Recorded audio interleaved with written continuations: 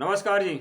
आज हम बात करेंगे, अगर आप यूपीआई या गूगल पे, फ़ोन पे से लेन-देन करते हैं दोस्तों, ये तो वैसे लेन-देन होता है गूगल या फ़ोन पे से, यूपीआई से दोस्तों। अधिकतर रेस्टोरेंट में खाना खाने गए, मार्केट गए, तो बहुत छोटे-छोटे अमाउंट में होता है दोस्तों लेन-देन। ये बहुत बड़े अमाउंट में, लाखों रुपए में नहीं होता है। मान लो एक दिन में यूपीआई से लेन-देन करेंगे तो मात्र 1 लाख का हो सकता है दोस्तों। 25-25 हज़ार का एक बार में 25 हज़ार का लेन-देन कर सकते हैं यूपीआई से या गूगल पे से। ऐसे ही मान लो कि खाना खा रहे हैं तो 1,000 का कर दिया, 2,000 का कर दिया। ऐसे ही पूरे साल भर में आप दोस्तों, पूरी साल भर में 10 लाख तक का इसमें लेन-देन कर सकते हैं दोस्तों। यूपीआई या गूगल पे वगैरह से आप पूरी साल में 10 लाख तक का लेन-देन कर सकते हैं। 10 से ज़्यादा करेंगे दोस्तों तो टैक्स के दायरे में आ जाएंगे आप। वैसे तो कोई वो नहीं है, 10 से ऊपर करेंगे दोस्तों तो टैक्स के दायरे में आप आ जाएंगे। यूपीआई से ज़्यादा लेन-देन तो नहीं होता है, बस 10,000, 5,000, 20,000 इतना ही रोज़ का कर सकते हैं दोस्तों। इससे आगे नहीं करते हैं अधिकतर। अगर लास्ट में आके आपको पता नहीं चलता, पूरी साल लेन-देन करते हैं, कभी-कभी ये होता है कि 10 लाख से ऊपर आपका यूपीआई या गूगल, फ़ोन पे या जो कोई बिज़नेसमैन है, उसमें आपका लेन-देन हो जाता है दोस्तों। कोई मान लो बिजनेस कर रहा है, उसके खाते में लेन-देन होता है कि मान लो कोई अपना कोई सामान खरीदने आया, तो उसने यूपीआई कर दिया आपके लिए, पेमेंट पैसे डाल दिए। तो आपका मान लो खाता चालू खाता नहीं है, बचत खाता है दोस्तों।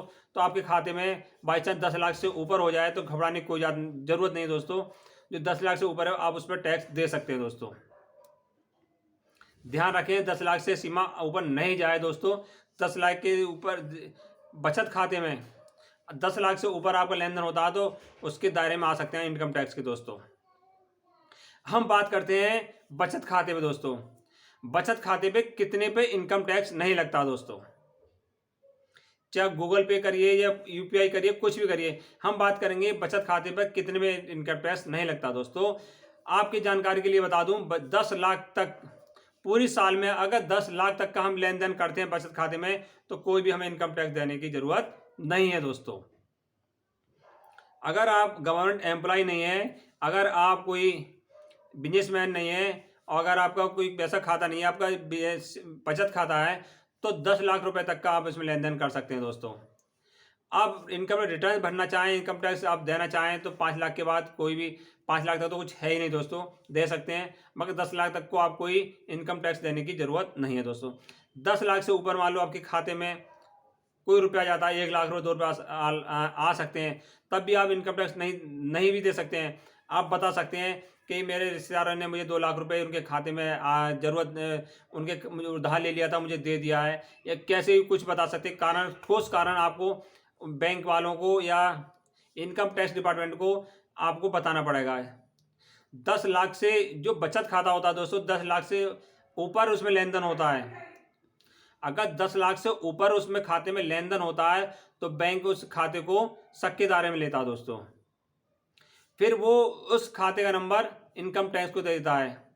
बाई चांस 1 साल 2 साल में, ऐसा नहीं है पहले साल में दे दिया, 1-2 साल बाद, 2 साल देखता है कि पैसे में इतना पैसा कहाँ से आ रहा है, कहाँ से लेन-देन हो रहा है दोस्तों। पहले तो आपसे बात करेंगे, आप नहीं सटीक जवाब दे पाते हैं तो कहाँ दे देंगे आपको, इनकम टैक्स में।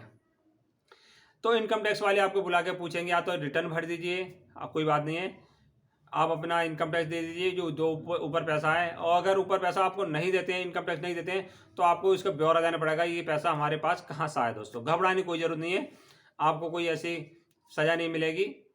बस आपको सबूत देना पड़ेगा, ये पैसा हमारा कहाँ से आया, आपने लोन लिया है, ज़मीन का आया है, खेती से आया है, कहाँ से आया, वो आपको बताना दोस्तों। क्योंकि खेती पे कोई टैक्स नहीं जाता है।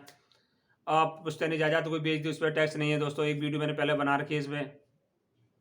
तो आप कोई चिंता की बात नहीं है। आपके खाते में मान लो 10 लाख से ऊपर भी लेन-देन हो जाता है तो अभी आपको 1 रुपया टैक्स देने की ज़रूरत नहीं है दोस्तों। वीडियो पसंद आए दोस्तों, लाइक एंड शेयर करना। मेरे फाइनेंस की प्रथम पाठशाला पे आपको शेयर करना और सब्सक्राइब जरूर करना दोस्तों। जय हिंद, जय भारत।